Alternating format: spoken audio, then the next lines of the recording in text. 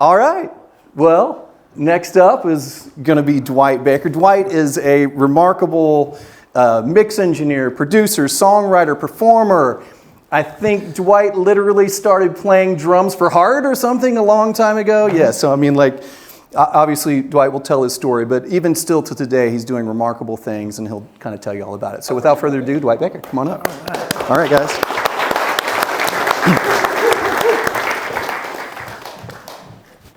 All right.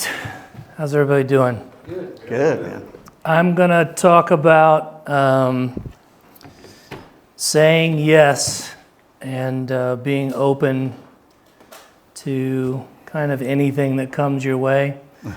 The creative business is what I call it. I don't even call it the music business or anything. It's the business of being creative. Is not an easy life, and it's not something that's like a 9 to 5. It takes hustle, and you have to kind of be open to things that weren't necessarily in your plan. I'll give you a little background on me. When I first started playing an instrument, I was 6 years old.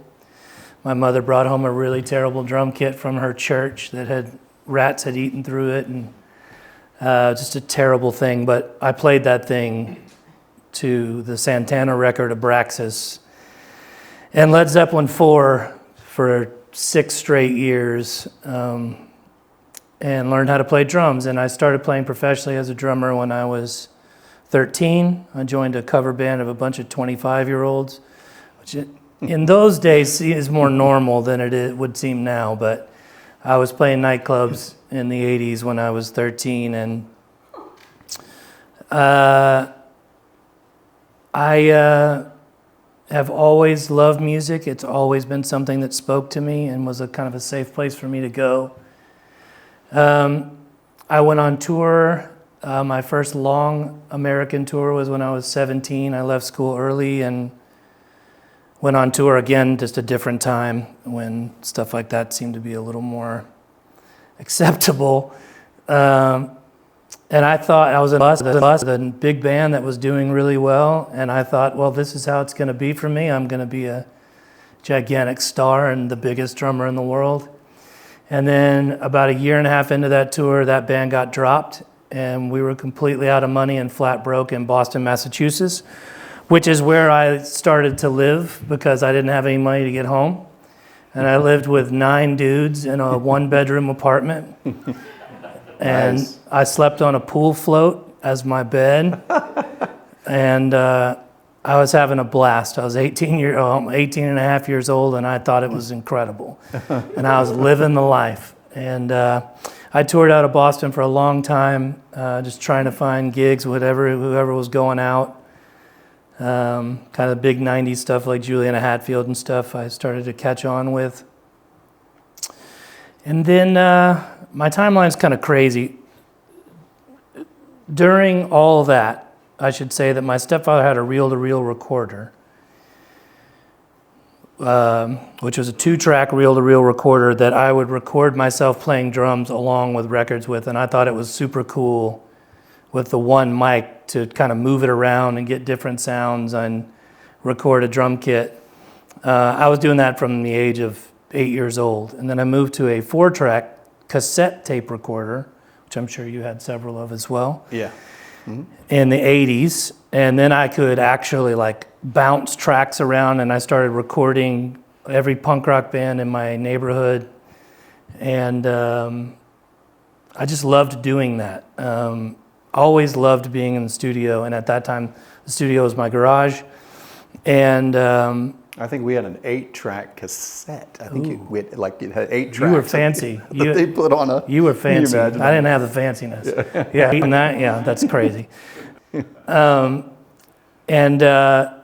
So whenever I would play with a band, if I played on their record, I was the guy that would stay at the studio the whole time and ask the producer questions and learn as much as I could and drive them crazy, I'm quite sure. And in between tours, because most of my money back then, most of my living was touring, I would offer my friends' bands, if they paid the studio time and gave me money to eat, I would go make a record for them. And so I did that for a long time in between tours. Somewhere along that, I was touring with a southern rock band called Podunk, which is actually out of this town, which is how I ended up here on Mercury Records. And that singer taught me how to play guitar in the back of the tour bus. And I'm forever grateful to that because you can't write many songs on drums. And I learned how to play guitar and started writing songs. And I wrote the third song I ever wrote was a top 5 rock song for them. And again, I thought, well, that's it. I'm going to be out to be the biggest writer in the world.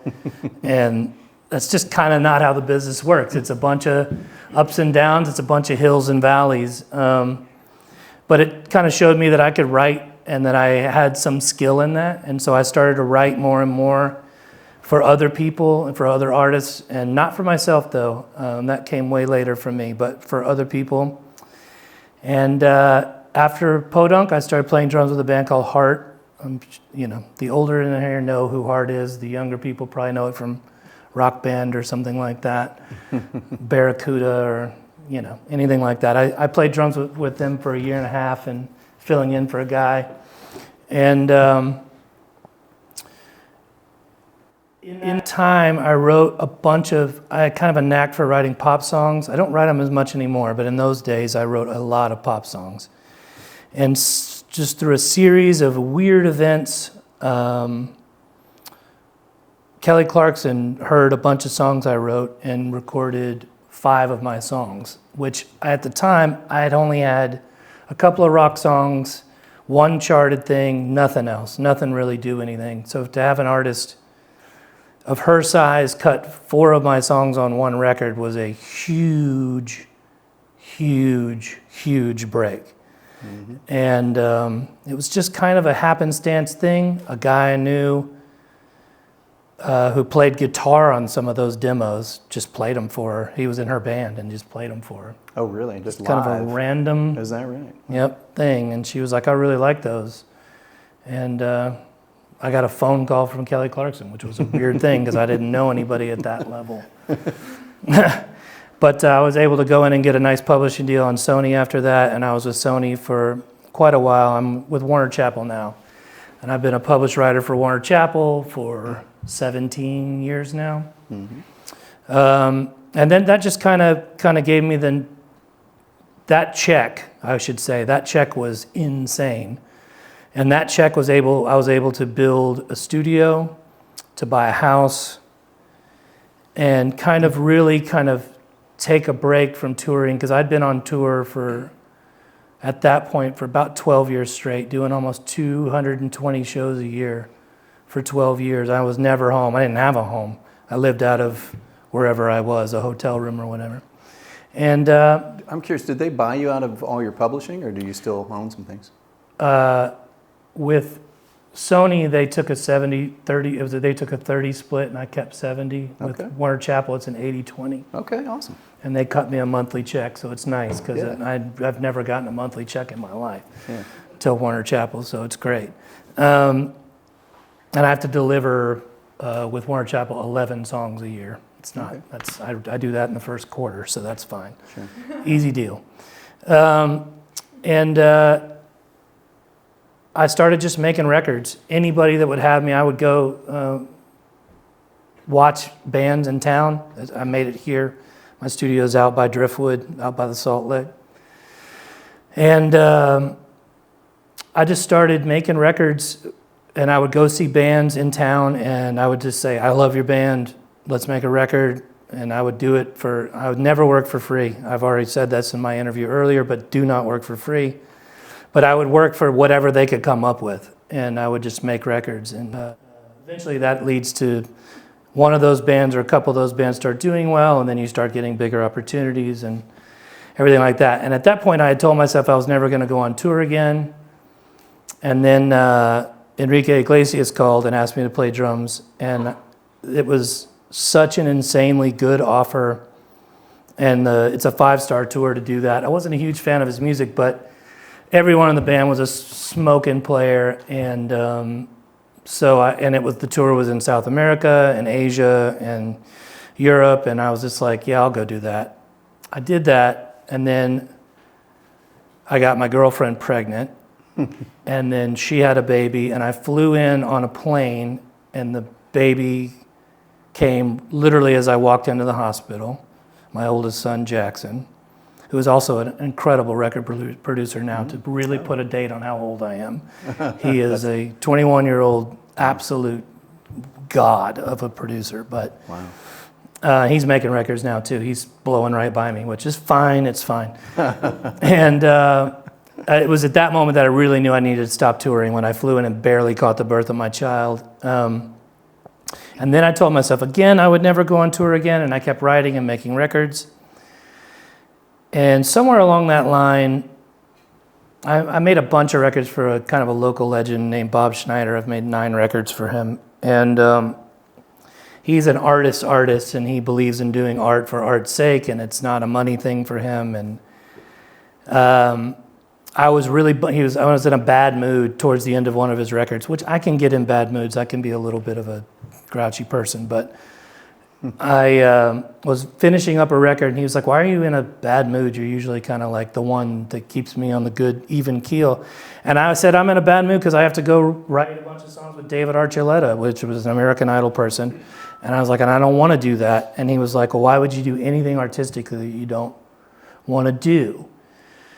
And I said, "Well, to feed my child, 1, to pay all my bills, 2. And he's like, "Okay, well, if you have to do it to make a living, why don't you do something for yourself to balance that?"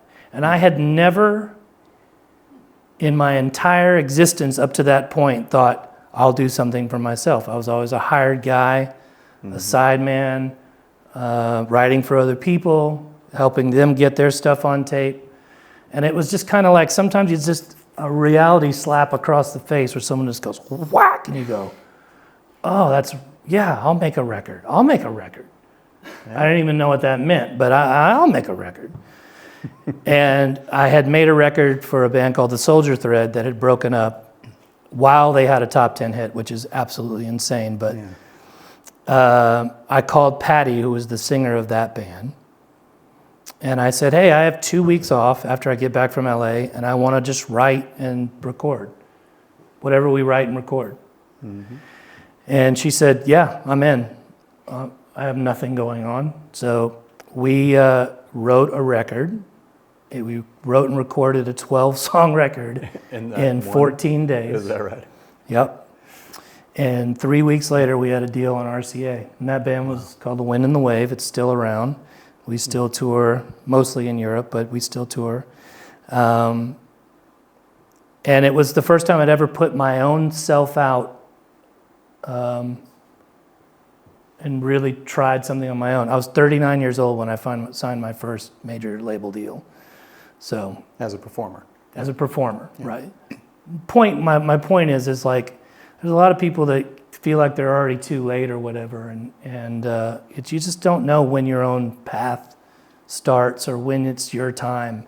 Just keep working and keep grinding, and eventually you'll find your voice if you have something to say and some talent. I mean, there's obviously part of it. But Patty and I have made 6 records now. We were on RCA for 2, we were on Island Records for 2, and then on Ignition Records in the UK for the last couple. During that time, I started this band, Far From Saints, which you can see in that. No, they'll bring it up. This band, Far From Saints, and it's with, there's a band in the UK called Stereophonics. There it is. Yep. So that handsome guy on the far right is Kelly Jones from the Stereophonics. Now that band, Stereophonics plays stadiums all across Europe and the UK. They're a giant UK band. They've had 11 #1 records. He was a fan of The Wind and the Wave. He asked us to come open for him on tour a couple times, which we did. We just got along well, and we started to play a song called "Stop Dragging My Heart Around," the Stevie Nicks, Tom Petty song, as an encore with the Stereophonics every night. And we all had so much fun doing it that he said, "Let's write some songs." So we did, and we made this record again in 9 days. We made a record in 9 days in Bath, England. And this was right before the pandemic. So we didn't know that the world was about to end for a little bit. So it only came out a year and a half ago, but we did this right before the pandemic. And I thought it was going to be like everything else that I kind of do. It was going to do a little bit, and it'd be a fun thing, and we'd put it out, and that would be that. That record debuted at number 5 in the UK and Europe, and then went to number 1, and it stayed at number 1 for 39 weeks. Wow. I was 50 years old when it came out. Again, age is just whatever. It doesn't mean shit. It's just your time is when your time is. We put a club tour on sale. It sold out in 7 minutes. We bumped it to theaters. It sold out in a day. We bumped it to arenas, and it sold out in 2 days. Nice. It was just something that just kind of caught fire, and it's been an incredible ride. And we did that tour this last summer and fall. All arenas in the UK and Europe. And the best thing about it was, to come full circle, was my son, the guy who I flew in to catch his birth from Brazil, played keys on that tour. Is that right? He came with you? Yep, he did. And he's way too cool for us, and he let us know every day that he was playing with a bunch of dads, because that's pretty much what it was. But bunch of rock star dads. Yeah, but still, it's a bunch of dads, and it was really cool to have my son out there playing music with me. It's probably a one-time thing that he'll do, but it was really fun to do that. And all along here, I've done a ton of genres, and everything from Missio, or a multi-platinum band, to Flatland Cavalry, which is one of the biggest country bands in the country right now, to Josh Abbott Band, who are a giant country band. And I just say yes to shit. When Missio called me, which is a big electronica band, I had never made an electronic record in my life. I'd never done a record that was all keyboards and 808s and stuff. I was just a song guy, and I helped them write a bunch of the songs. And they asked me to make the record. I just said, yeah, and I just fucking figured it out. And that's pretty much how I do everything. Someone goes, can you do this? And I go, yeah, I can do that. And then I just figure it out. Sure. And I think that this business is about saying yes, and then just jumping in the pool and hoping that you can swim to the end, You'll make something happen. Yeah, you could fall flat on your face, but most times it works out. You know what I mean? Most times you find your way out. And what you're saying about doing a ton of demos and a ton of records, and I mean, I've written in the last 30 years, I've written 6,000 songs, I think. So are you sure? Pretty sure. How do you even keep up with that? Well, there's times I go to Nashville that I'll spend a week, because I do that 5 times a year for the Warner Chapel thing. Yeah. Oh, okay, right. Where I'll write 3 times a day. Right. So with 3 different artists. So you're writing 21 songs in a week. Wow. Which is really frying. It will absolutely fry your brain, where you're barely functioning when you get back. Yeah.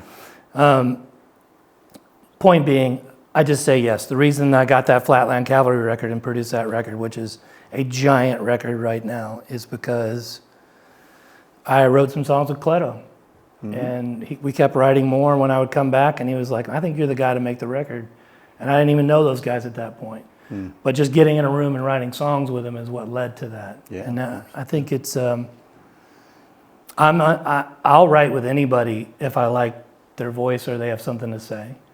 Whether they have 1 stream or 10 billion streams, I don't really care. Sure. And that's always led to good shit. Yeah. You can't be above or too good for somebody either. Sure. Take the job, do the work. Yeah. And it's a job for me. I go in at 9:30 every morning. I leave at 6. I don't believe in magic happens at midnight or anything like that. I do the job during the day. It's work.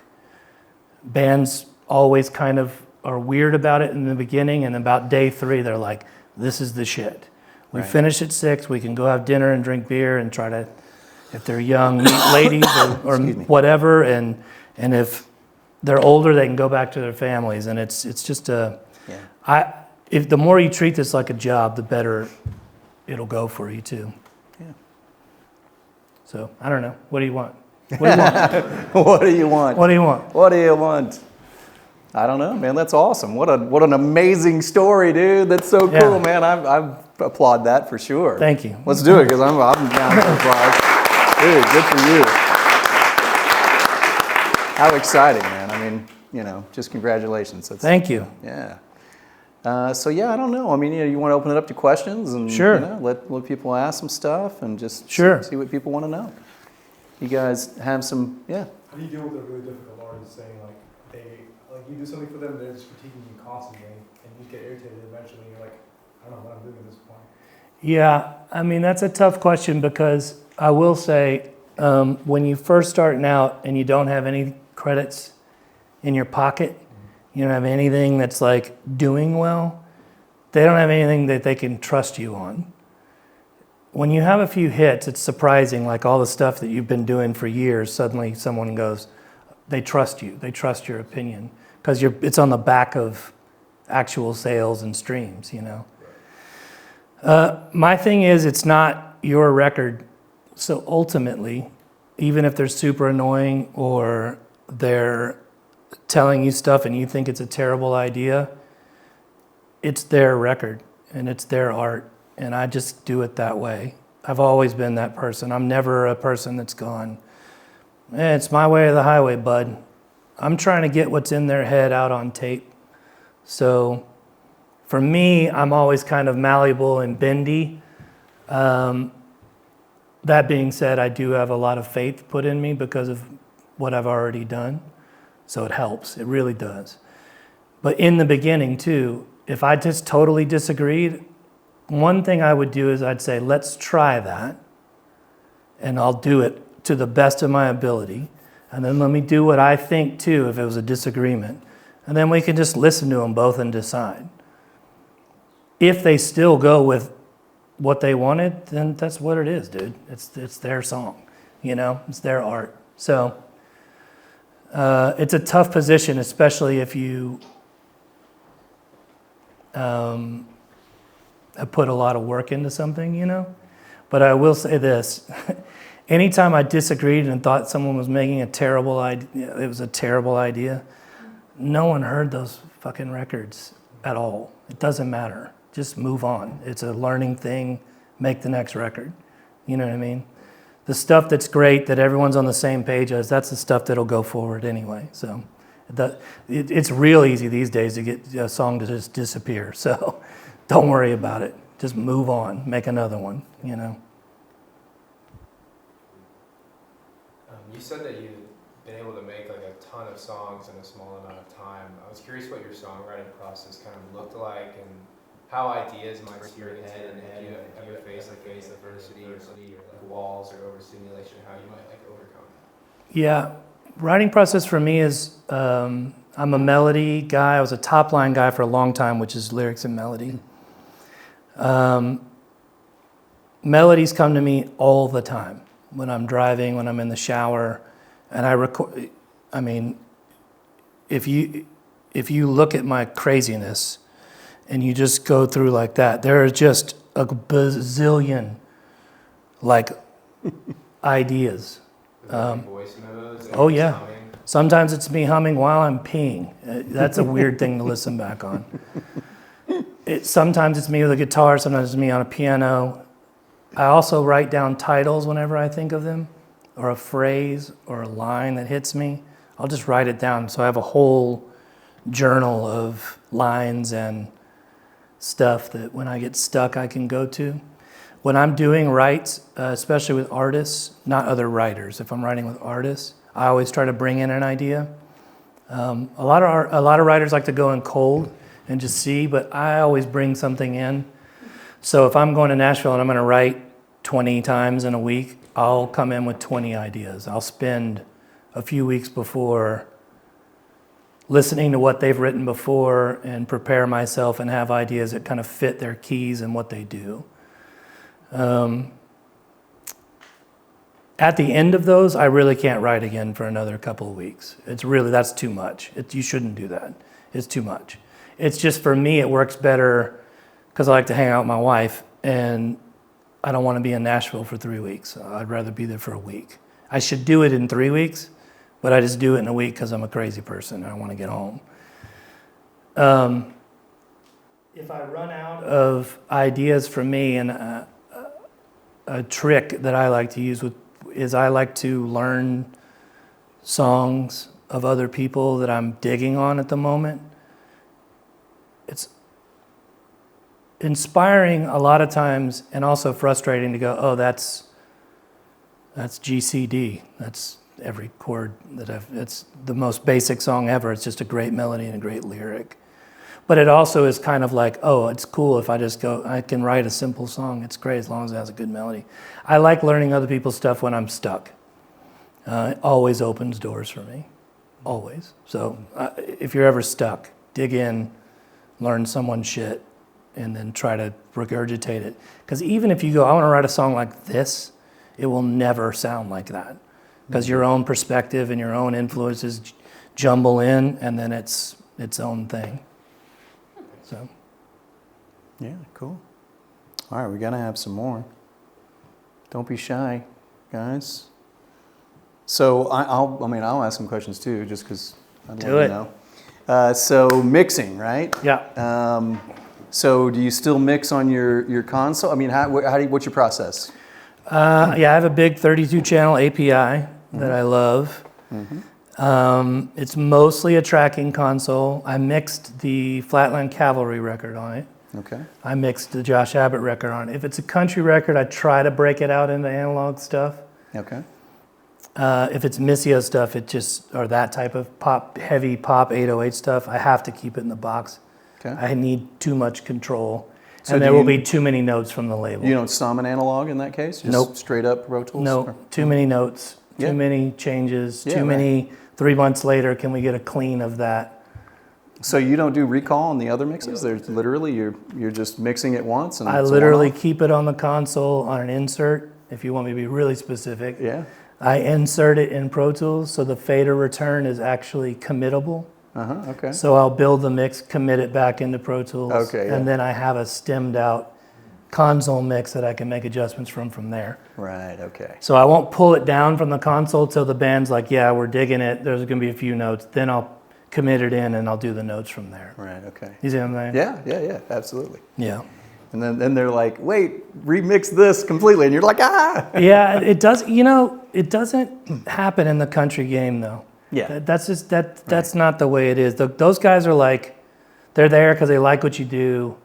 Yeah. They tour so much, country guys nowadays. They're on tour all the time. Right. That they give you 12 days to make the record anyway. Right. And then they're back on tour. They don't have time to listen to a bunch of shit.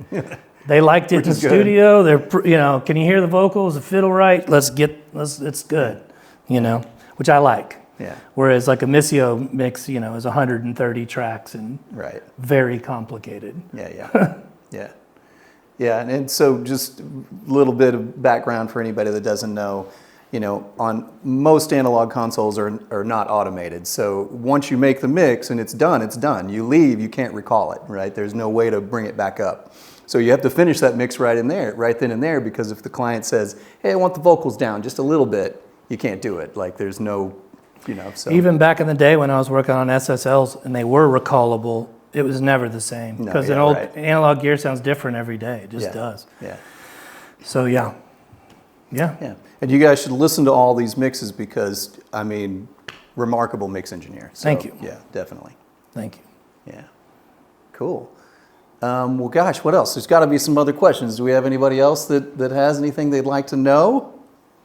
What's your writing process besides like whenever you have a melody that you capture in your voice notes, how do you go from there? What do you typically, or like with an artist, how do you present the idea to them? I just sing it to them, mush mouth and everything. Yep. I just fearlessly pick up the guitar or the piano and I sing. And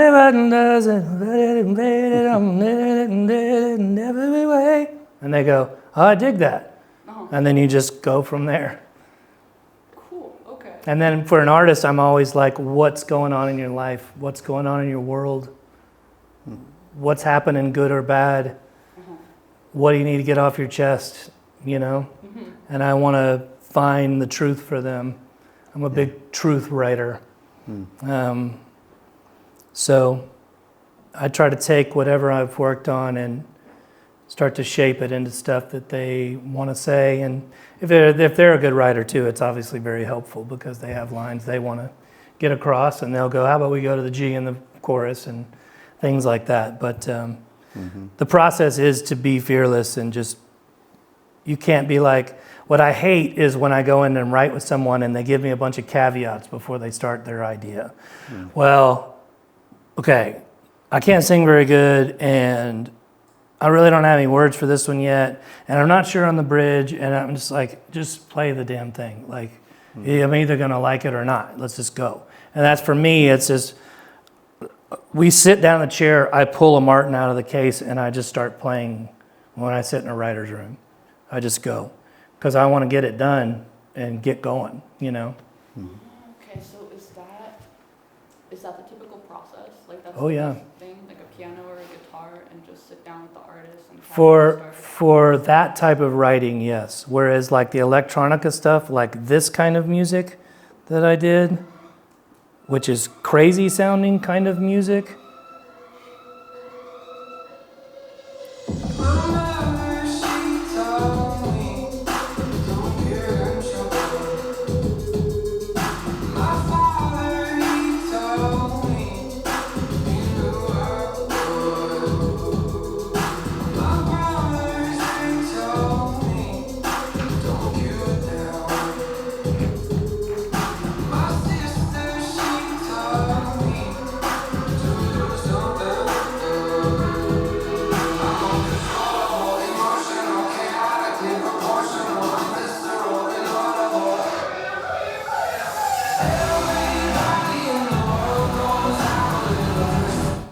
so that song came from the bass sound in the chorus. That boom, boom. That bendy synth was where that song came from. So when you're writing that kind of music, it can be an 808 that inspires a song, or a cool synth sound, or something like that. But like this is how diverse my world is. This song I wrote in a room with Cleto from Flatland Cavalry, and it was just me on an acoustic. So it's just a different sort of thing.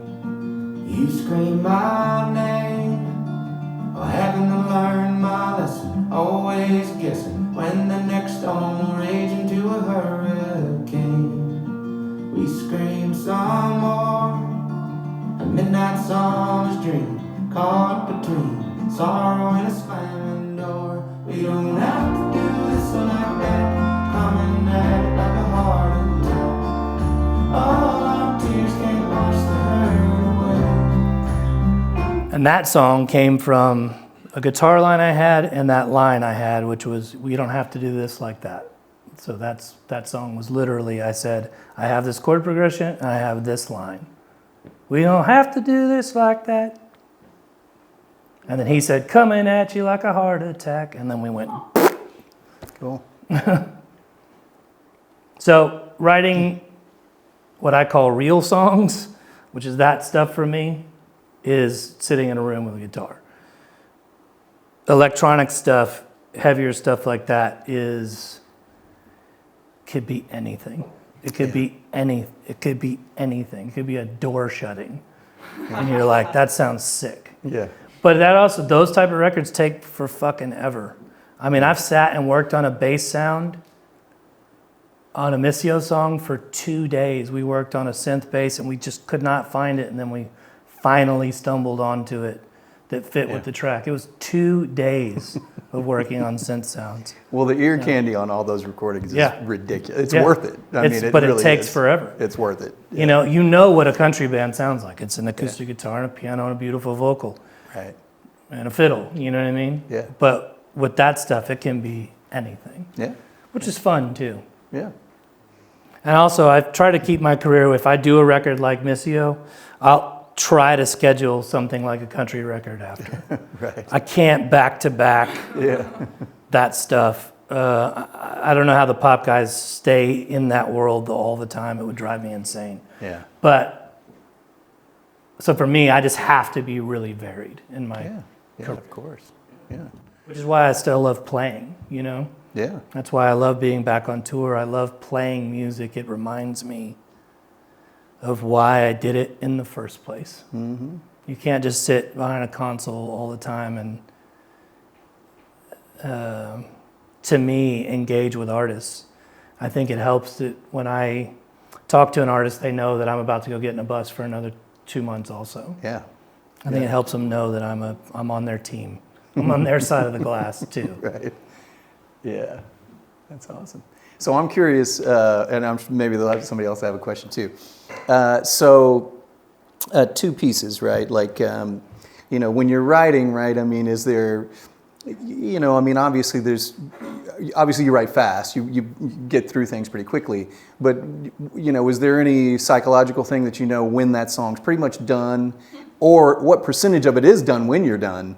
Because when you get to the recording, how much different does it become later on, right? Yeah, well, again, if it's the real songs, like a guitar or piano song, the work tape is pretty much done by the end of the write. And do you make like a rough recording? What do you do at that point?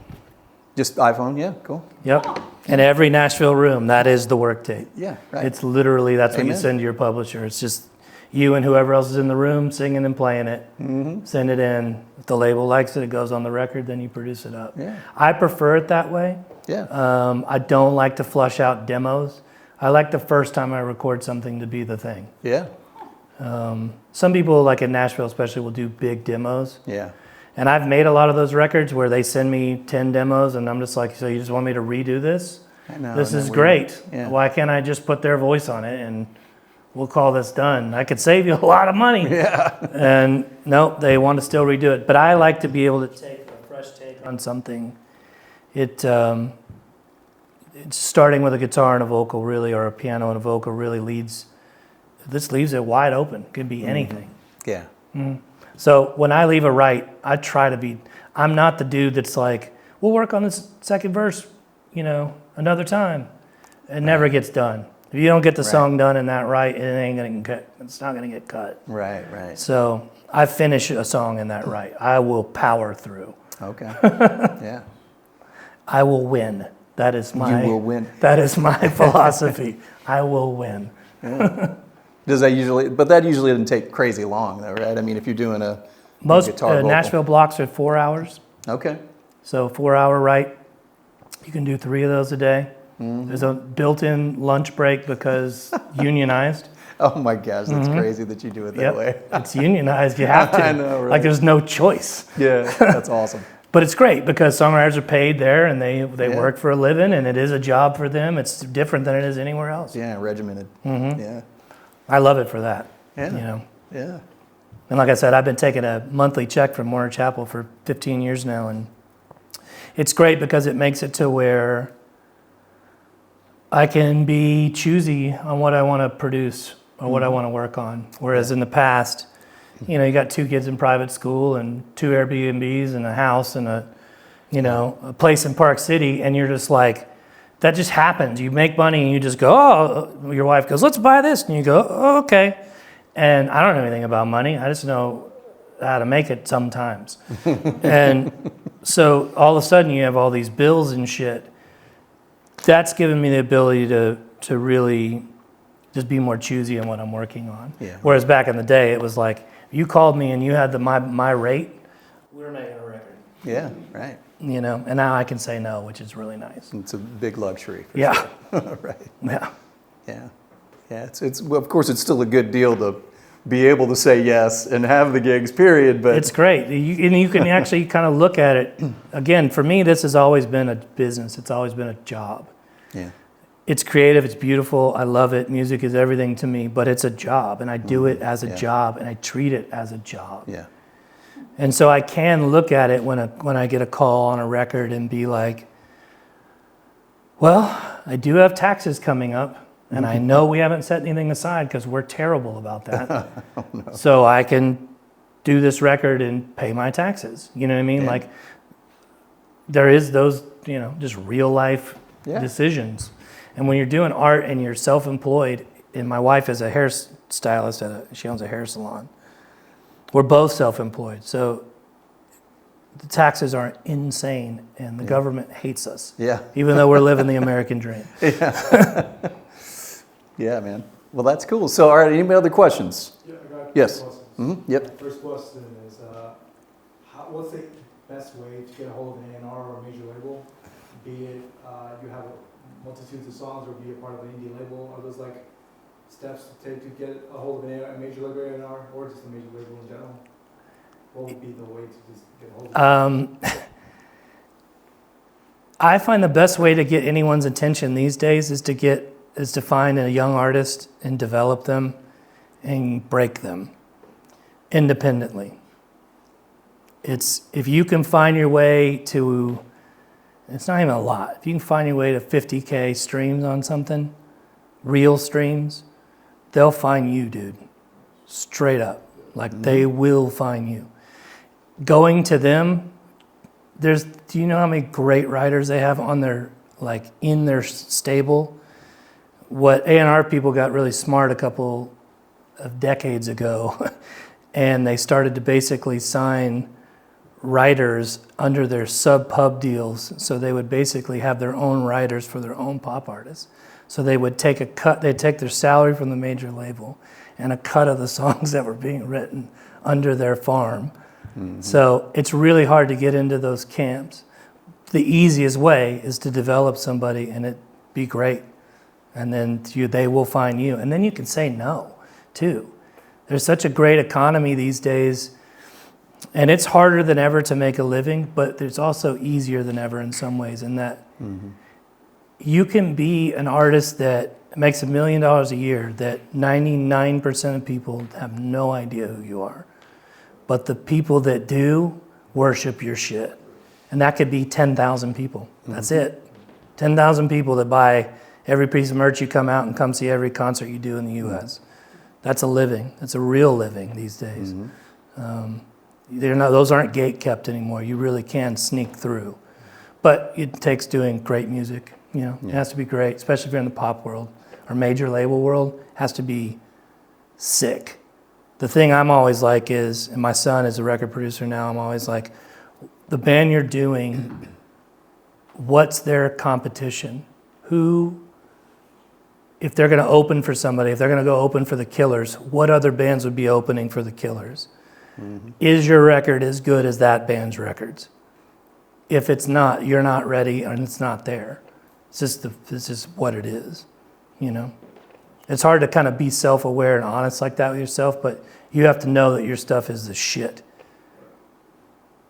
What was your other question? Second question. You're the best dressed here, by the way. You win. You win the prize. Second question. If you're comfortable with it, you can answer it. No, it's cool. What's your vocal plugin channel? It's different for everything. So let's say a pop song. Pop song, I mean, I'm definitely de-essing. I'm definitely using a fab filter. EQ to dynamically remove some low-mid stuff and everything. I love a pool tech. I have a real one, but I like the UAD stuff as well. For some air, I love Soft Tube's tape on vocal as the first insert. I like to just shave and round off transients, especially in a vocal.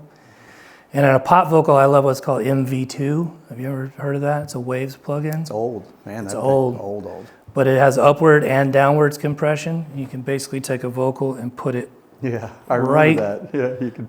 in the shot. Yeah. And for me, for pop, it's necessary. Yeah. All that Missio stuff has an MV2 just collapsing him. Yeah. I've seen a lot of people talk about Magma lately. Oh, the tube stuff? Yeah. It's fine. Have you tried them before? Yeah, it's fine. I hear some weird shit up top with that stuff. I don't get too in the weeds with stuff like that, but I find that tape plugin or any tape plugin, to me, does more harmonic goodness for a transient than anything else. And if I need something that's kind of like clipping or distortion, more like what that Magma does, I like old shit like the Capitator. Yeah. Like in a mix level and push up the drive to really dig in on a vocal, but mix it in, or on an aux, and you can use it in parallel. I like that too. Yeah, I mean, the Decapitator's classic. So. Yeah, or put a parallel vocal and blast it through a blue stripe, 1176. Like fast attack, fast release, 8-to-1, jam it, and use that in parallel tucked up underneath. That'll do as much harmonic content as you'll ever need. That's such an aggressive compressor, you know. Yeah. Cool. Do we have anybody else? See, I'll get in the weeds. I'll answer the weird shit. Okay, well, I'm going to have... What do I eat on tour? Well, I'll have one last question, and then we'll hang out and eat some food and chill out and just take it easy for a little bit. Okay, so yeah, I always just, finish up with this. So imagine you were 13 again for you in particular, but let's say 18. Okay. And, you were just about to get started, right? I mean, what would be, what would be your best advice? I'll tell you what I told my son, who insisted on coming into the music business when I said he should go be a lawyer or an engineer. And I mean a real engineer, because he's a super smart kid. Yeah.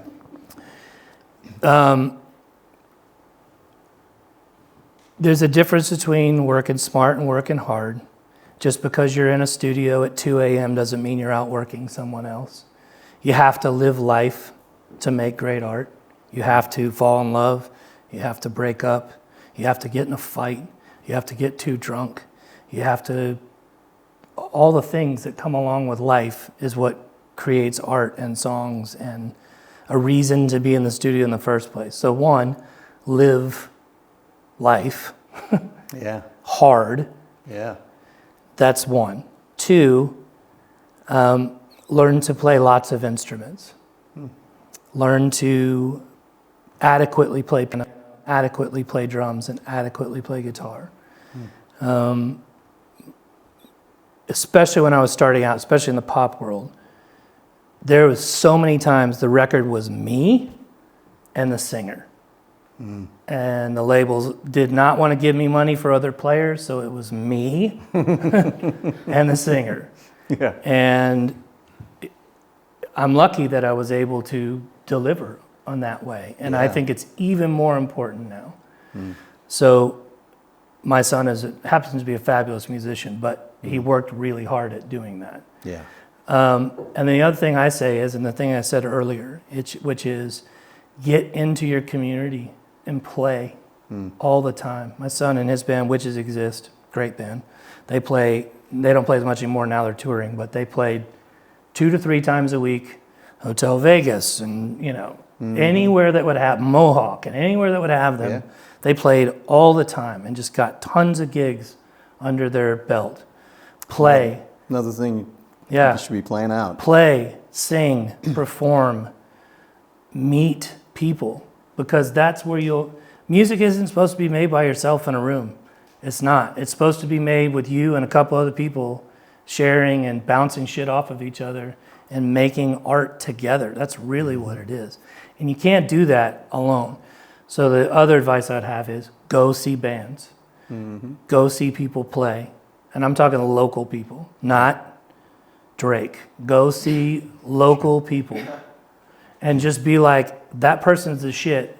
There's no one here watching them. And go up to them and say, hi, I would like to write songs with you and record something. Right. You know what they'll say? Fuck yeah. No one's ever asked me that. Of course. Most times. You know what I mean? And that is when the rubber meets the road. That's when you got to deliver. Yes. But if you've been working on your craft and you go meet people and you get someone that you actually are inspired by, dude, start making music with them. So that's my advice, is to get out and do it.